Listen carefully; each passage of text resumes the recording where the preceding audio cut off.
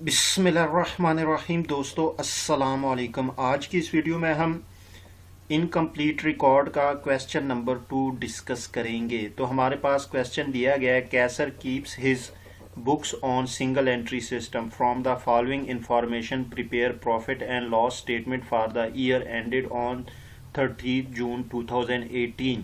यानी ये हमें कुछ डाटा दिया गया है, इस डाटा की बुनियाद पे हमने जो है profit and loss statement prepare करनी है। तो सबसे पहले हमारे पास जो डाटा दिया गया है वो है 1 जुलाई 2017, यानी ये हमारे पास ओपनिंग है, और जो हमारे पास क्लोजिंग दिया गया है वो 30 जून 2018।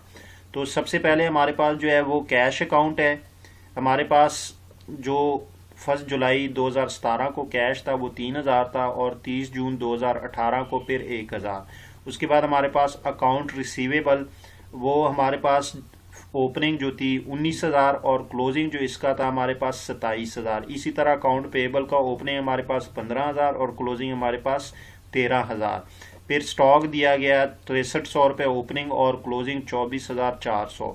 फिर लास्ट पे हमें दिया गया मशीनरी, ओपनिंग 12,000 और क्लोजिंग भी 12,000। उसके बाद हमारे पास इंफॉर्मेशन है, he introduce additional capital ₹12,000 on 1 January 2018, provide 10% depreciation on machinery. यानी जो एडिशनल फर्दर जो कैपिटल इंट्रोड्यूस किया गया बिजनेस में वो 12,000 1 जनवरी को, और उसके बाद जो हमारे पास मशीनरी है उस पर 10% डेप्रिसिएशन भी हमने लेनी है।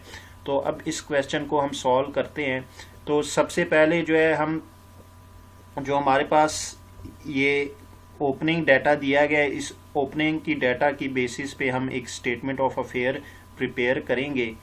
फिर उसके बाद हमारे पास जो क्लोजिंग डाटा दिया गया है इसकी बेसिस पे हम एक जो है statement of affair at the end of year वो भी प्रिपेयर करेंगे।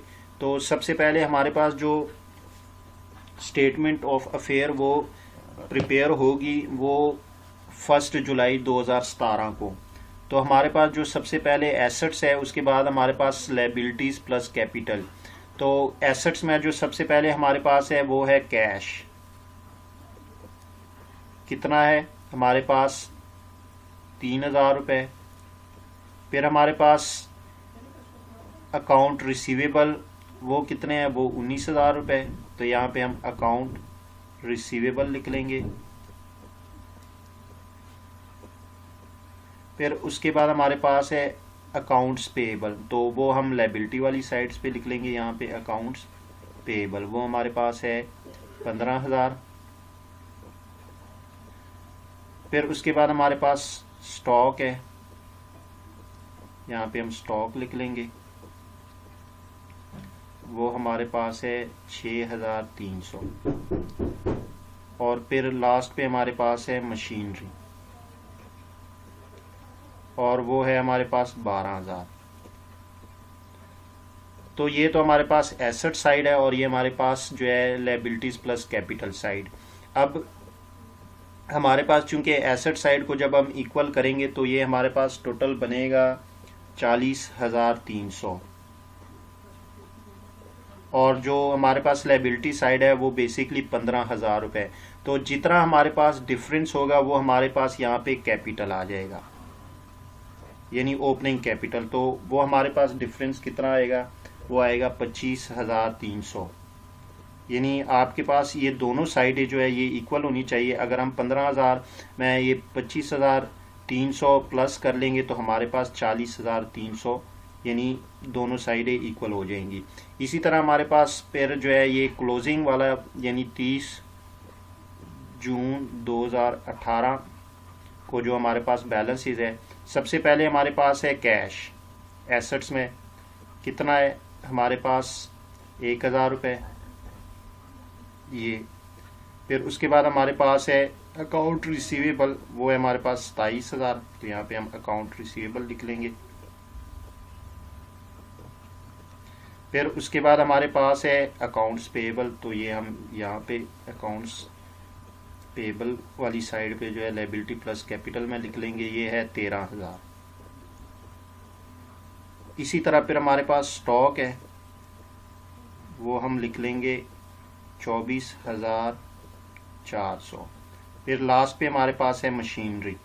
चूँकि मशीनरी में हमारे पास डेप्रिसिएशन भी है तो हम 12,000 का जो है 10% जब डेप्रिसिएशन लेंगे, यानी इसको हम जो है 100 पे डिवाइड कर लेंगे और मल्टीप्लाई बाय 10 कर लेंगे, तो हमारे पास इसकी जो अमाउंट वैल्यू आएगी वो 1200। तो 1200 जब हम 12,000 में से माइनस कर लेंगे तो हमारे पास यहाँ पे 10,800 डेप्रिसिएशन की वैल्यू रह जाएगी।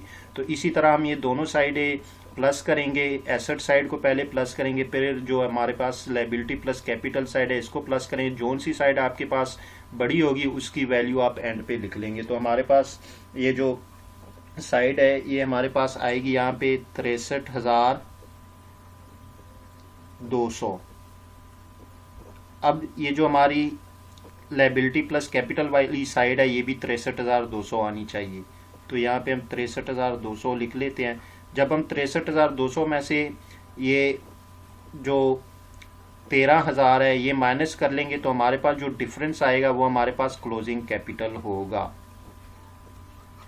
अब क्लोजिंग कैपिटल हमारे पास आएगा 50,200, यानी आप 50,200 में अगर 13,000 प्लस कर लेंगे तो वो आपके पास आएगा 63,200। अब ये तो हमारे पास ओपनिंग कैपिटल और क्लोजिंग कैपिटल आ गया। अब इसी बुनियाद पे हम इसी बेसिस पे अब हम अपना क्वेश्चन जो है वो सॉल्व करेंगे। तो यहाँ पे आप जिस कंपनी का यानी आप ये प्रॉफिट एंड लॉस स्टेटमेंट बना रहे हैं उसका यहाँ पे नाम लिख लें, चूंकि हम कैसर का बना रहे हैं। उसके बाद आप प्रॉफिट एंड लॉस लिख लेंगे और उसके बाद आप एंडेड जो आपका ईयर एंड हो रहा है उसका आप यहाँ पे लिख लेंगे। उसके बाद सबसे पहले जो आपको चाहिए होगा वो आपके पास जो है क्लोजिंग कैपिटल होना चाहिए। तो यहाँ पे आप लिख लेंगे कैपिटल एज ऑन 30 जून 2018। हमारे पास कितना है ये है हमारे पास कैपिटल 50,200, ये वाला जो हमारे पास कैपिटल है ये हम लिख लेंगे। अब उसके बाद हमारे पास जो है फर्दर अगर आपके पास कोई ड्राइंग्स दी गई है तो वो आप ऐड कर लेंगे। अगर ड्राइंग्स नहीं दी गई तो आप जो आपके पास अगर कोई एडिशनल या फ्रेश कैपिटल दिया गया है तो वो आप लेस कर लेंगे। क्योंकि हमारे पास यहाँ पे एडिशनल कैपिटल है तो हम यहाँ पे लेस एडिशनल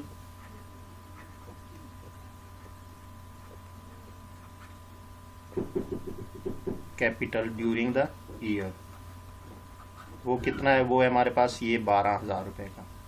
तो 12,000 हम इसमें से माइनस कर लेंगे तो हमारे पास जो अमाउंट आएगी वो हमारे पास इसकी अमाउंट आएगी 38,200। तो यहाँ पे हम 38,200 लिख लेंगे और ये हमारे पास बेसिकली है adjusted capital during the year.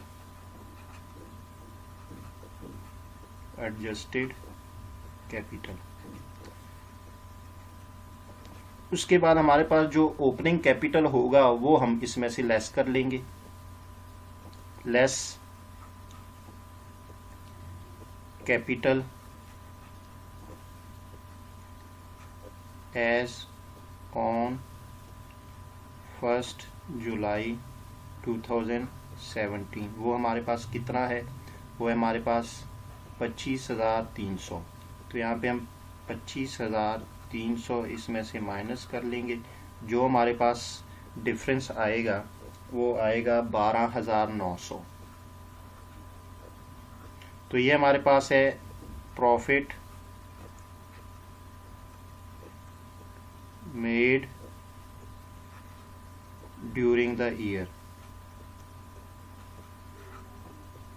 अब ये बेसिकली हमारे पास प्रॉफिट इसलिए है क्योंकि ये पॉजिटिव है। अगर ये वैल्यू आपके पास नेगेटिव में आ जाती तो वो आपको लॉस हो जाता।